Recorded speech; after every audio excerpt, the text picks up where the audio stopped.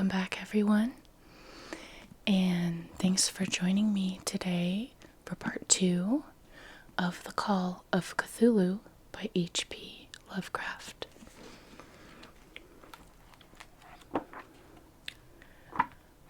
Recap of part 1. His uncle? It's his grand uncle. He passed away and he found his things, and among his things was like a sculpture of a monster with a weird background and some weird letters and some documentation of a young man, the one who made the sculpture, and his weird dreams, and a bunch of other people's weird dreams who were all like scientists and stuff, or artists. This is part 2. It's called The Tale of Inspector Legrasse. Legrasse. I'm not really sure.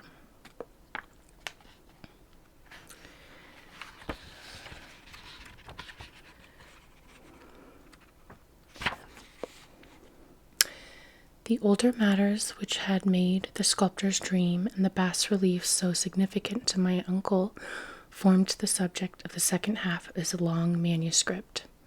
Once before, it appears, Professor Engel had seen the hellish outlines of the nameless monstrosity, puzzled over the unknown hieroglyphics, and heard the ominous syllables which can be rendered only as Cthulhu. And all this in so stirring and horrible a connection that it is a small wonder he pursued young Wilcox with queries and demands for data. The earlier experience had come in 1908, 17 years before, when the American Archaeological Society held its annual meeting in St. Louis. Professor Engel, as befitted one of his authority and attainments, had a prominent part in all of the deliberations, and was one of the first to be approached by the several outsiders who took advantage of the convocation to offer questions for correct answering and problems for expert solution. The chief of these outsiders, and in a short time the focus of interest for the entire meeting, was a commonplace-looking middle-aged man who had traveled all the way from New Orleans for certain special information unobtainable from any local source. His name was John Raymond Legrasse, and he was by profession an inspector of police. With him he bore the subject of his visit, a grotesque, repulsive, and apparently very ancient stone statuette whose origin he was at a loss to determine. It must not be fancied that Inspector Legrasse had the least interest in archaeology. On the contrary, his wish for enlightenment was prompted by purely professional considerations. The statuette, idol, fetish, or whatever it was, had been captured some months before in the wooded swamps south of New Orleans during a raid on a supposed voodoo meeting, and so singular and hideous were the rites connected with it that the police could not but realize that they had stumbled on a dark cult totally unknown to them, and infinitely more diabolic than even the blackest of the African voodoo circles. Of its origin, apart from the erratic and unbelievable tales extorted from the captured members, absolutely nothing was to be discovered, hence the anxiety of the police for any antiquarian lore which might help them to place the frightful symbol, and through it track the cult to its fountainhead. Inspector Legrasse was scarcely prepared for the sensation which his offering created. One sight of the thing had been enough to throw the assembled men of science into a state of tense excitement, and they lost no time in crowding around him to gaze at the diminutive figure whose utter strangeness and air of genuinely abysmal antiquity hinted so potentially at unopened and archaic vistas. No recognized school of sculpture had animated this terrible object, yet centuries and even thousands of years seem recorded in its dim and greenish surface of unplaceable stone. The figure, which was finally passed slowly from man to man for close and careful study, was between 7 and 8 inches in height and of exquisitely artistic workmanship. It represented a monster of vaguely anthropoid outline, but with an octopus-like head whose face was a mass of feelers, a scaly, rubbery-looking body, prodigious claws on hind and forefeet, and long, narrow wings behind. This thing, which seemed instinct with a fearsome and unnatural malignancy, was of a somewhat bloated corpulence, and squatted evilly on a rectangular block or pedestal covered with undecipherable characters. The tips of the wings touched the back edge of the block. The seat occupied the center, whilst the long, curved claws of the doubled-up, crouching hind legs gripped the front edge and extended a quarter of the way down toward the bottom of the pedestal. The cephalopod head was bent forward, so that the ends of the facial feelers brushed the backs of huge forepaws which clasped the croucher's elevated knees. The aspect of the whole was abnormally lifelike, and the more subtly fearful because its source was so totally unknown. Its vast, awesome, and incalculable age was unmistakable, yet not one link did it shew with any known type of art belonging to civilization's youth, or indeed to any other time. Totally separate and apart, its very material was a mystery, for the soapy, greenish-black stone with its golden or iridescent flecks and striations resembled something familiar to geology or mineralogy. The characters along the base were equally baffling, and no member present, despite a representation of half the world's experts learning in this field, could form the least notion of even the remotest linguistic kinship. They, like the subject and material, belonged to something horribly remote and distinct from mankind as we know it, something frightfully suggestive of old and unhallowed cycles of life in which our world and our conceptions have no part. And yet, as the members severally shook their heads and confessed defeat at the inspector's problem, there was one man in that gathering who suspected a touch of bizarre familiarity in the monstrous shape and writing, and who presently told with some diffidence of the odd trifle he knew. This person was the late William Channing Webb, professor of anthropology in Princeton University and an explorer of no slight note. Professor Webb had been engaged 48 years before in a tour of Greenland and Iceland in search of some runic inscriptions which he failed to unearth, and whilst high up on the West Greenland coast had encountered a singular tribe or cult of degenerative Esquimaux, whose religion, a curious form of devil worship, chilled him with its deliberate bloodthirstiness and repulsiveness. It was a faith of which other Esquimaux knew little, and which they mentioned only with shudders, saying that it had come down from horribly ancient eons, before ever the world was made. Besides nameless rites and human sacrifices, there were certain queer hereditary rituals addressed to a supreme elder devil, or Tornasuk, and this Professor Webb had taken a careful phonetic copy from an aged Angkok, or wizard priest, expressing the sounds in Roman letters as best he knew how. But just now of prime significance was the fetish which this cult had cherished, and around which they had danced when the aurora leapt high over the ice cliffs. It was, the professor stated, a very crude bas-relief of stone, comprising a hideous picture of some cryptic writing, and so far as he could tell, it was a rough parallel in all essential features of the bestial thing now lying before the meeting. This data, received with suspense and astonishment by the assembled members, proved doubly exciting to Professor Lacrosse, and he began at once to ply his informant with questions.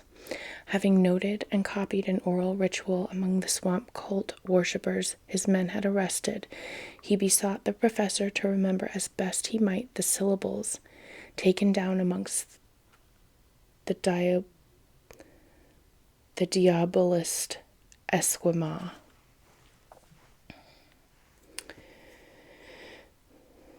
There then followed an exhaustive comparison of details and a moment of really odd silence when both detective and scientist agreed on the virtual identity of the phrase common to two hellish rituals so many worlds of distance apart. What, in substance, both the Esquimaux wizards and the Louisiana swamp priests had chanted to their kindred idols was something very like this. The word divisions being guessed at from traditional breaks in the phrase as chanted aloud. I'm going to do my best.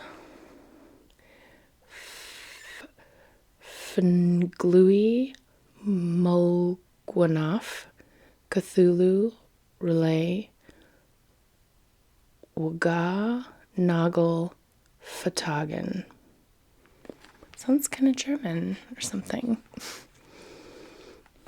Lacrosse had 1 point in advance of Professor Webb, for several among his mongrel prisoners had repeated to him what older celebrants had told them the words meant. This text, as given, ran something like this. In his house at Relay, dead Cthulhu waits dreaming. Ooh. And now, in response to a general and urgent demand, Inspector Lacrosse related as fully as possible his experience with the swamp worshippers, telling a story to which I could see my uncle attached profound significance.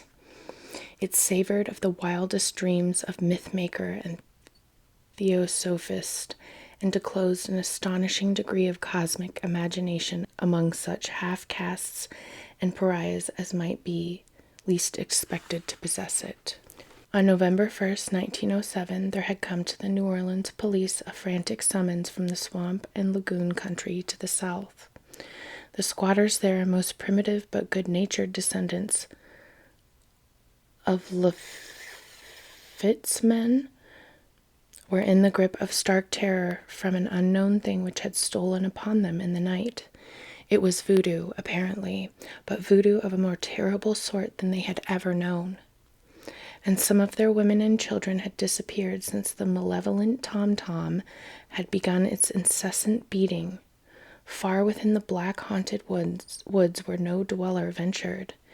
There were insane shouts and harrowing screams, soul-chilling chants and dancing devil flames, and the frightened messenger added the people could stand it no more. So a body of 20 police, filling 2 carriages and an automobile, had set out in the late afternoon with the shivering squatter as a guide. At the end of the passable road they alighted, and for miles splashed on in silence through the terrible cypress woods where day never came. Ugly roots and malignant hanging nooses of Spanish moss beset them, and now and then a pile of dank stones or fragment of a rotting wall, intensified by its hint of morbid habitation, a depression which every malformed tree and every fungus islet combined to create.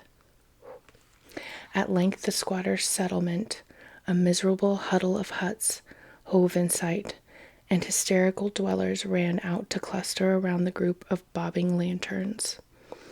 The muffled beat of tom-toms was now faintly audible far, far ahead, and a curdling shriek came at infrequent intervals when the wind shifted.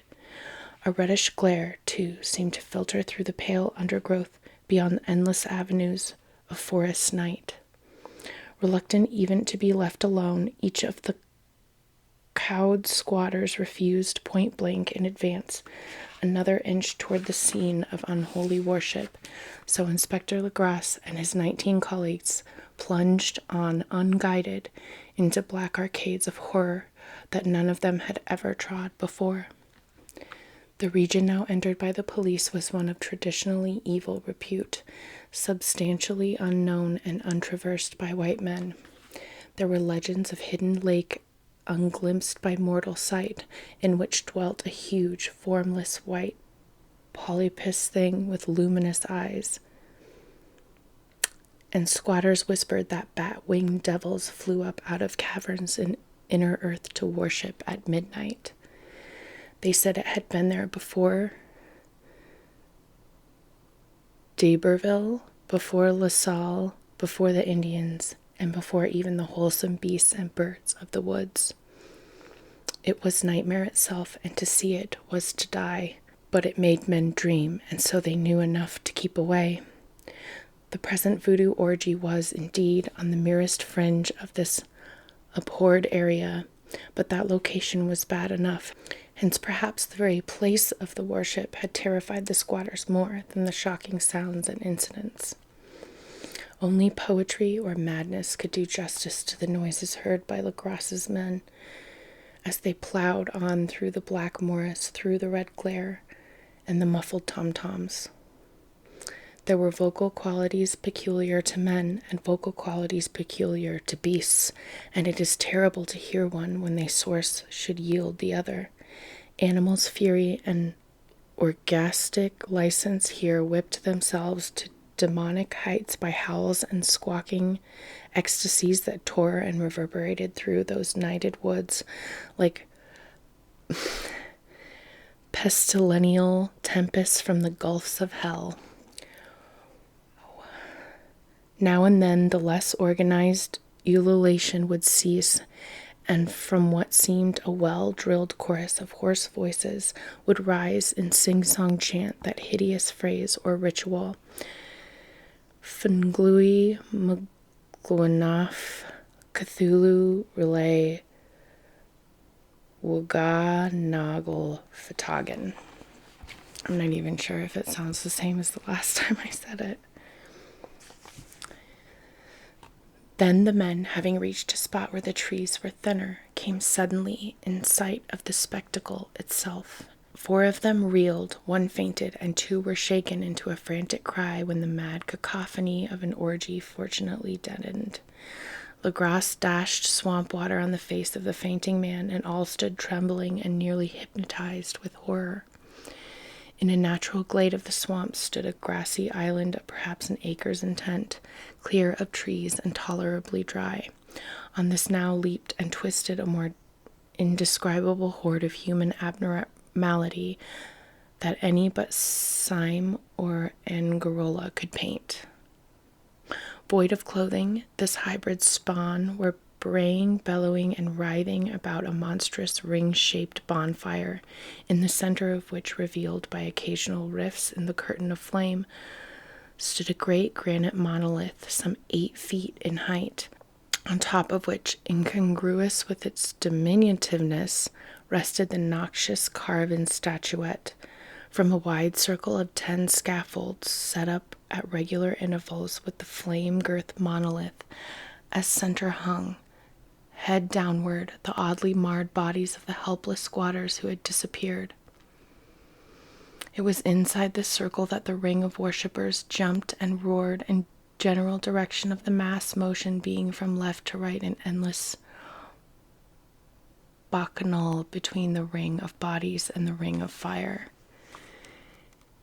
It may have been only imagination, and it may have been only echoes which induced one of the men, an excitable Spaniard, to fancy he heard antiphonal responses to the ritual from some far and unilluminated spot deeper within the wood of ancient legendary and horror. This man, Joseph D. Galvez, I later met and questioned, and he proved distractingly imaginative. He indeed went so far as to hint that the faint beating of great wings and of a glimpse of shining eyes and a mountainous white bulk beyond the remotest trees, but I suppose he had been hearing too much native superstition. Actually, the horrified pause of the men was of comparatively brief duration. Duty came first, and although there must have been nearly 100 Mongol celebrants in the throng, the police relied on their firearms and plunged determinedly into the noxious route. For 5 minutes, the resultant din and chaos were beyond description. Wild blows were struck, shots were fired, and escapes were made, but in the end, Legrassi, I think it's Legrassi actually, was able to count some 47 sullen prisoners, whom he forced to dress in haste and fall into line between 2 rows of policemen. 5 of the worshippers lay dead, and 2 severely wounded ones were carried away on improvised stretchers by their fellow prisoners. The image of the monolith, of course, was carefully removed and carried back by Legrassi. Examined at headquarters after a trip of intense strain and weariness, the prisoners all proved to be men of very low, mixed-blooded, and mentally aberrant type. Well, I don't know what that means. Doesn't sound great, though. It sounds pretty like,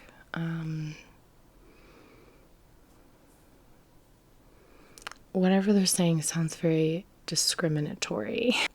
Most were seamen, and a sprinkling of